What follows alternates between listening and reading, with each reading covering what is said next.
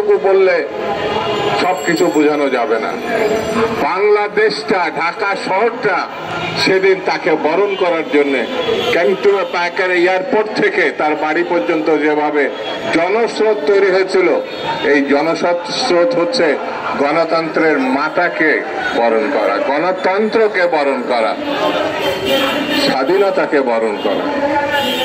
এটি যদি বর্তমান সরকার বুঝতে পারে তাহলে সমস্যার খুব দ্রুত সমাধান হবে।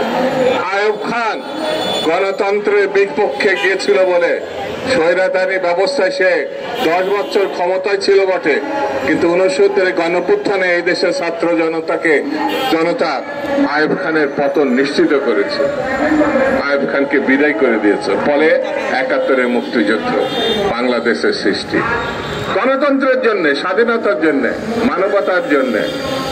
সেই গণতন্ত্রের লড়াই দীর্ঘ পথ পেরিয়ে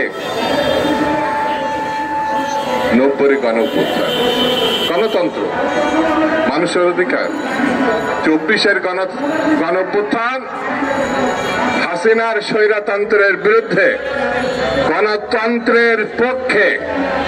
এটি যদি বুঝতে এই সরকার ব্যর্থ হয়, এর থেকে দুঃখজনক ঘটনা আর দ্বিতীয়টা থাকবে না।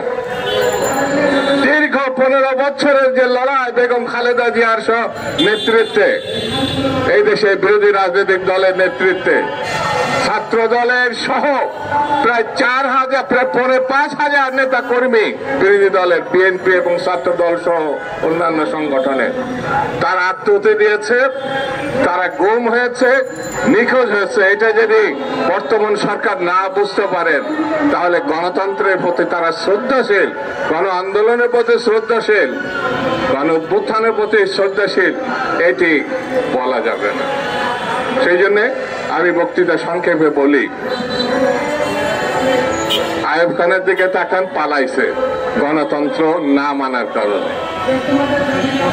শেখ মুজিব একদল করার কারণে তার ভয়ঙ্কর বিপজ্জনক দিগান্তক ঘটনা ঘটেছে গণতন্ত্র না মানার জন্য।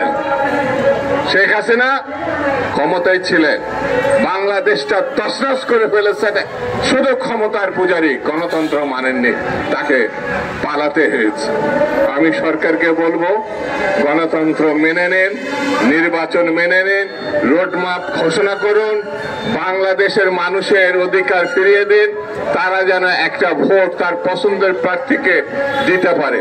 এটি মেনে নিন, দেখবেন রাতারাতি সকল সমস্যার সমাধান হয়ে আসবে। আর এটা যদি মানতে না পারেন তাহলে বুসকাবাসকে বেঁধে রাখা ভালো। এই কারণে গণতন্ত্রের কোনো বিকল্প নাই।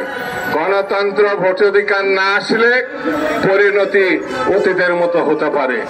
এই কথা আপনাদের বলতে আমাদের খারাপ লাগে, কারণ আপনাদেরকে ক্ষমতায় আমরা বসিয়েছি, বিএনপি বসিয়েছে, ছাত্র জনতা বসিয়েছে। এই কথা আমাদের বাধ্য হয়ে বলতে হয়। এই বিষয়টি আপনারা মাথায় নেবেন। আবার আপনাদের ধন্যবাদ, সাংবাদিক বন্ধুদের ধন্যবাদ, আজকের উদ্যোক্তাদের ধন্যবাদ জানিয়ে আমি আমার বক্তব্য শেষ করছি। খুদা হাফেজ। বাংলাদেশ।